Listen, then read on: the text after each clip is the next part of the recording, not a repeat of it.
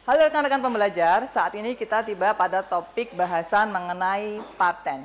Saat ini pula kita sedang berada di sebuah kafe di kota Yogyakarta, yaitu Cafe Zomiang.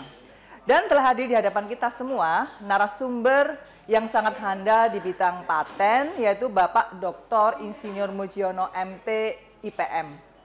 Selamat sore Pak Muji. Selamat sore. Kabarnya gimana? Sehat? Alhamdulillah. Baik Pak Muji, kali ini kita akan lebih banyak membincangkan mengenai paten. Pak Muji ini selain sebagai praktisi, juga sebagai akademisi yang beliau sangat menguasai mengenai paten ya. Dan beliau saat ini memiliki sekitar 30 paten yang sudah granted atau yang sudah terdaftar ya Pak Muji ya. Luar biasa. Sehingga saya tidak salah menghadirkan beliau sebagai narasumber kita kali ini. Baik, mungkin untuk pertama kali Pak Muji ya, karena ini banyak rekan-rekan yang belum memahami dengan baik ya. Sebetulnya yang dimaksud sebagai paten itu apa ya Pak Muji ya? Banyak rekan pembelajar yang ternyata belum begitu banyak memahami mengenai apa itu sesungguhnya paten itu. Paten merupakan salah satu jenis kekayaan intelektual yang akan membedakan dengan jenis-jenis kekayaan intelektual yang lainnya. Baik, untuk kesempatan yang pertama mungkin saya akan memberikan kesempatan kepada Pak Muji ya untuk lebih memahamkan ya, meskipun di dalam modul digital sudah ada teori-teorinya, tetapi karena beliau ini seorang praktisi yang handal dikaitkan dengan paten, tentunya beliau akan sangat memahami paten itu dengan menjelaskan kepada rekan-rekan pembelajar. Monggo Pak Muji bisa memberikan penjelasan secara teknis saja sehingga rekan-rekan pembelajar itu sudah memahami ya apa itu sesungguhnya paten itu. Baik, terima kasih Budia. Teman-teman rekan pembelajar semua yang saya hormati dan saya cintai. Baik, langsung saja. Kalau tadi kita diskusi terkait paten, kata kunci dari paten itu sebenarnya adalah satu, adalah hak eksklusif dari inventor. Kemudian kata kunci berikutnya itu adalah invensi di bidang teknologi. Kemudian dalam jangka waktu tertentu, invensi ini akan diberi hak eksklusif. Kemudian kata kunci yang berikutnya yang mungkin supaya nanti kita bisa membedakan dengan yang lainnya, itu paten itu sebenarnya adalah satu solusi secara teknis di bidang teknologi. Nah, katanya adalah solusi. Jadi rekan-rekan pembelajar, terkait dengan paten adalah inovasi yang dihasilkan oleh seorang inventor di mana dia akan memiliki hak eksklusif yang diberikan oleh negara di bidang penemuannya, di bidang teknologi.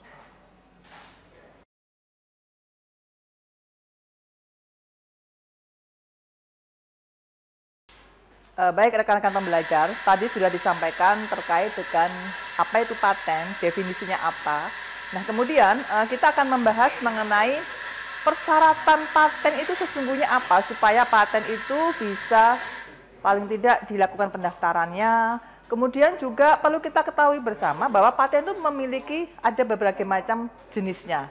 Nah, nanti akan disampaikan juga lebih lanjut oleh Pak Muji. Silakan Pak Muji. Kita lanjut, untuk paten itu di Indonesia dikenal ada dua. Yang pertama itu namanya paten biasa, tapi sering disebut dengan paten. Terus yang kedua itu paten sederhana. Nah, poin dari keduanya itu perbedaannya di pertama terkait dengan klaim. Untuk yang paten biasa atau paten itu klaimnya boleh lebih dari satu. Tetapi kalau yang paten sederhana, klaim maksimalnya itu hanya satu. Kemudian yang kedua itu hanya terkait dengan masa perlindungan. Untuk yang sederhana itu biasanya maksimalnya hanya 10 tahun dan tidak bisa diperpanjang. Tapi untuk yang biasa atau paten yang biasanya tidak disebut dengan biasa, paten saja itu 20 tahun. Prinsipnya hanya itu saja. Terus mengenai persyaratan, langsung aja Bu. Ya. Silakan. Jadi persyaratan itu dikatakan paten bisa disertifikasi atau di-granted itu ada yang harus dimengerti oleh teman-teman pembelajar. Yang pertama itu apa? Paten itu entah sederhana entah biasa itu harus dia novelty. Novelty itu baru, harus kita bisa menunjukkan kebaruan. Terus syarat yang kedua itu paten itu harus mempunyai langkah inventif atau memperbaiki dari paten-paten sebelumnya, teknologi sebelumnya. Dan syarat yang ketiga dalam undang-undang paten itu harus bisa diaplikasikan dalam industri. Artinya kalau produk teknologi tersebut bisa digunakan, bisa diproduksi dan diaplikasikan, itu adalah salah satu syarat dari paten. Baik, seperti yang tadi disampaikan Pak Muji ya, bahwa paten itu ada dua macam ya, yaitu paten biasa atau sudah disebut sebagai paten dan paten sederhana. Yang membedakan adalah pada jumlah klaimnya ya Pak ya.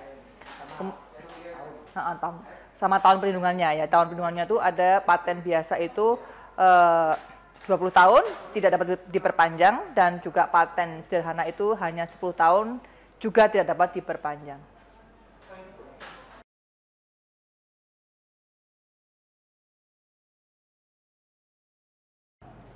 Baik rekan-rekan pembelajar ya, seperti yang tadi disampaikan pada awal perbincangan ya, bahwa kita sudah mengetahui paten, kemudian definisinya, kemudian jenis-jenisnya. Nah, sebetulnya hal yang menarik kita kaji adalah mengenai urgensi ya, karena di dalam Undang-Undang Paten, Undang-Undang Nomor 13 Tahun 2016 itu memang syarat perlindungan hukumnya adalah dengan melalui pendaftaran.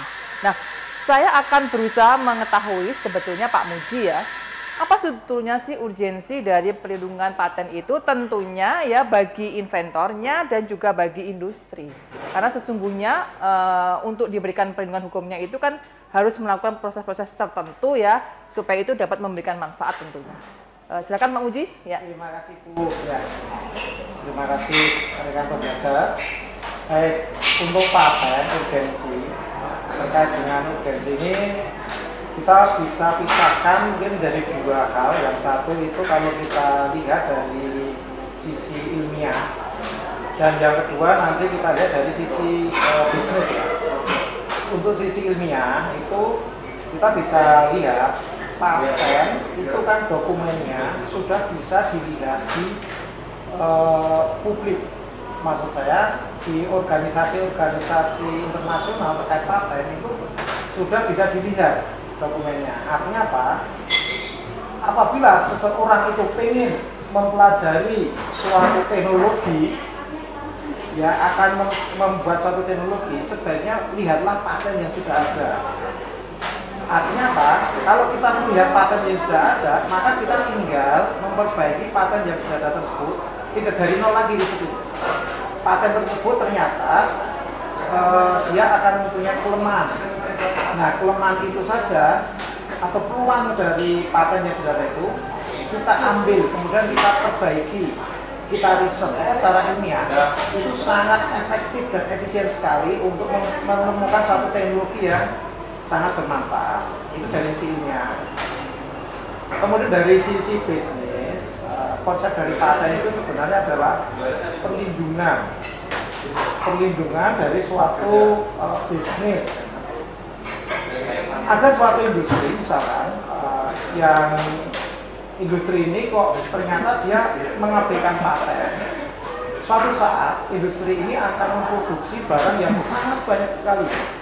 Ambillah contoh aja sebut aja velg ya, satu velg kendaraan. Nah, suatu velg kendaraan itu industri itu tiba-tiba dia mempunyai satu konsep untuk memproduksi velg yang sangat banyak sekali.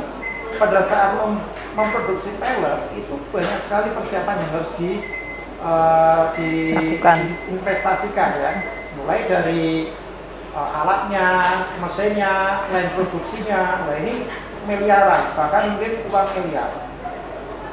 Suatu saat ternyata velg yang diproduksi karena tidak dicek patennya, ada orang itu yang melihat, oh itu velg itu adalah paten saya. Nah, dengan adanya dokumen paten, maka si orang penemu inventor tadi itu bisa menuntut si industri. Nah, kalau industri ini sudah kena paten masalah ini, industri ini akan banyak sekali mengalami kerugian. Contohnya, si inventor itu nanti akan bilang kepada industri, kalau ini masih diteruskan, produksimu masih diteruskan, maka industri harus memberikan saya, misalnya saya inventornya, memberikan, saya minta 90% dari keuntungan, dan itu sudah tidak bisa lagi dielakkan oleh si industri. Apalagi mintanya adalah mulai dari produksi sampai penjualan pertama, itu nanti semuanya akan tertarik. Nah, oleh karena itu ini penting sekali bagi industri untuk melihat suatu produk yang dia kembangkan itu harus dicek dulu apakah ini paten orang atau tidak. Lebih bagus lagi sebelum produksi, mendingan barang yang sudah mau diproduksi itu dipatenkan sendiri, dilihat. Nah, dengan mematenkan produk yang tersebut, maka otomatis kita akan sudah melihat dokumen paten seluruh dunia. Nah, apakah sudah ini barang-barang ini sudah diproduksi atau belum, sudah dipatenkan atau belum? Melalui penelusuran ya? Melalui penelusuran. Sehingga nanti apa, supaya tidak terjadi lagi bahwa paten ini milik orang, kalau sudah milik orang sudah kena. Ya, betul. Baik. Oke, mungkin seperti yang disampaikan Pak Muji, ternyata paten itu memiliki banyak sekali manfaat ya, baik dari sisi manfaat ekonominya inventor maupun dari sisi industri.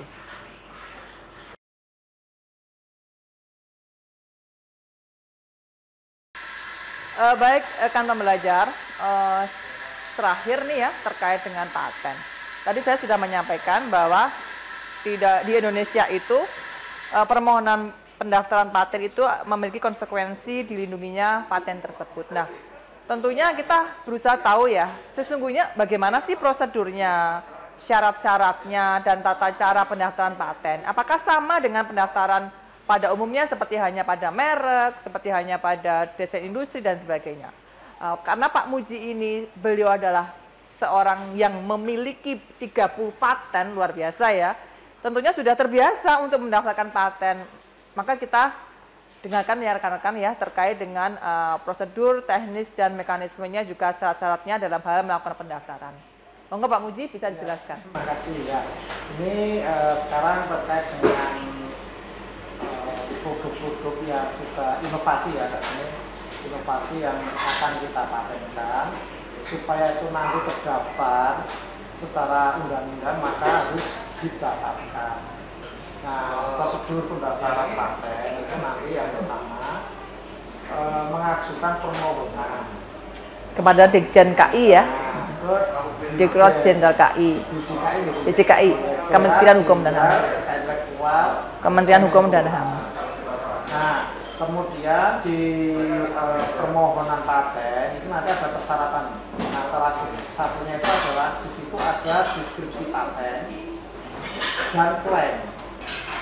Deskripsi paten dan klaim ini nanti yang akan menjadi dasar DJKI itu menentukan apakah ini boleh diterbitkan atau diberi sertifikat atau tidak. Dari permohonan paten tersebut kemudian dilanjutkan, nanti prosesnya adalah pemeriksaan substantif namanya, substantif. Nah, pemeriksaan ini nanti setelah ada dokumen paten yang dalam hal ini pertama adalah deskripsi paten, yang kedua adalah klaim, maka pada saat pemeriksaan substantif ini nanti sudah dilihat oleh pemeriksa paten itu dengan detail. Kemudian dikomparasi dengan referensi paten-paten yang ada di internasional ataupun yang ada di Indonesia. Apabila nanti ada paten yang sama atau mirip, maka ini harus dikonfirmasi. Kata kuncinya adalah selama kita mempunyai 3 syarat tadi, yang pertama itu adalah kita bisa menunjukkan novelty atau baru. Yang kedua, kita bisa menunjukkan langkah inventif atau ada perubahan atau ada perbedaan di situ dengan invensi yang lain. Dan yang ketiga, ada satu bukti bahwa ini bisa diproduksi, maka pendaftaran paten ini aman-aman saja dan ini tidak akan ada penolakan. Nah, selama kita melakukan pendaftaran, jadi pada saat tanggal pendaftaran itu sebenarnya adalah tanggal di mana invensi kita itu sudah dilindungi. Di titik itu berarti invensi kita sudah dilindungi. Jadi sudah tidak ada masalah. Nanti kalau teman-teman belajar itu mengajukan permohonan paten, takut kalau patennya atau invensinya itu ditiru orang.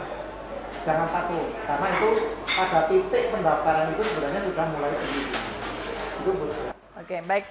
Terima kasih Pak Muji ya atas kesempatannya dan juga atas ilmunya ya, sehingga rekan-rekan pembelajar menjadi lebih tahu ya bagaimana sesungguhnya membedakan objek-objek di antara karya intelektual yang lainnya ya. Apa itu paten, kemudian bagaimana pendaftarannya, mekanismenya, dan juga perlindungan hukumnya. Baik rekan-rekan pembelajar, tadi sudah disampaikan oleh narasumber kita tentang paten ya, bagaimana itu definisinya, objeknya yang berbeda dengan KI yang lainnya, kemudian sistem perlindungan hukumnya, termasuk pendaftarannya, dan rekan-rekan sudah memahami dengan baik dan betul ya terkait dengan apa itu sesungguhnya paten itu. Dan terima kasih Pak Muji ya atas penjelasannya kepada rekan-rekan pembelajar. Pak Mujiono adalah salah seorang dosen di salah satu universitas negeri di Yogyakarta dan seorang praktisi di bidang paten ya, Bapak Dr. Insinyur Mujiono MT IPM ya. Terima kasih dan selamat berjumpa pada lain kesempatan.